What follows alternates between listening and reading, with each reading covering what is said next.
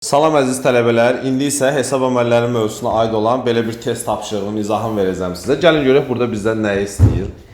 Deməli, birinci növbədə şərti oxuyuram. Şərtdə bizə nə deyir? Qanuna uyğunluğu müəyyən edin və sual əvəzinə uyğun olan variantı seçin.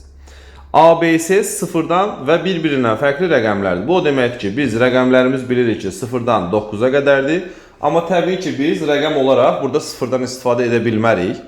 Yəni 1-dən 9-a qədər istifadə etməliyik və eyni zamanda bir-birindən fərqli rəqəmlər də deyirsə, bu o deməkdir ki, fərqli hərflərə eyni rəqəm verə bilmərik. Gəlin görək həllinə necə başlayırıq. Baxın, yazıb ki, A-nın üzərinə 4 gələndə B-ni verir, B-nin üzərinə C-ni gəldikdə isə 9 verir bizə.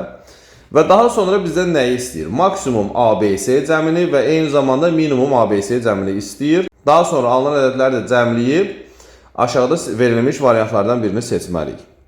Deməli, buna əsasən mən düşünürəm ki, birinci gəlin maksimum ABC cəmini hesablayaq.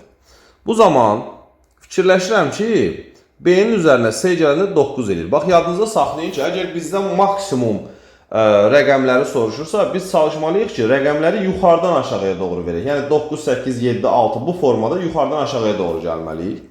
Buna əsasən mən düşünürəm ki, əgər biz B-nin yerinə 9 yazsaq, məcburuq C-yə burada 0 verək. İndi sual verə bilərsiniz, niyə görə B-dən başlayırsınız? Onsuz ki, birinci hissədə tapmaq asan olacaq A-nı, əgər biz B-ni bilsək.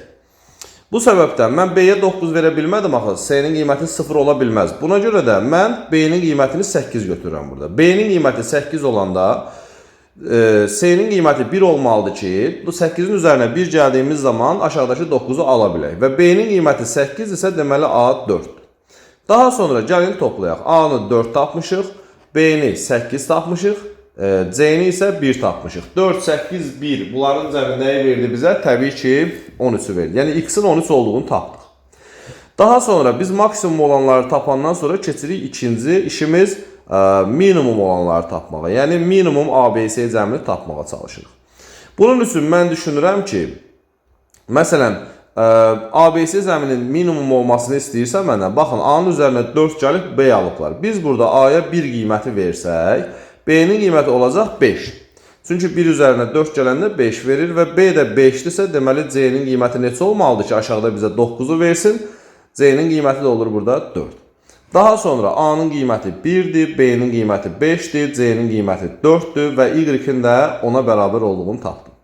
İndi isə mənə deyir ki, X və Y-in cəmini tap. Təbii ki, biz də öz növbəsində 13 və 10'u toplamalıyıq. Beləliklə düzgün cavabımız olur B variantı. Bu misalı bu formada həll edə bilərsiniz.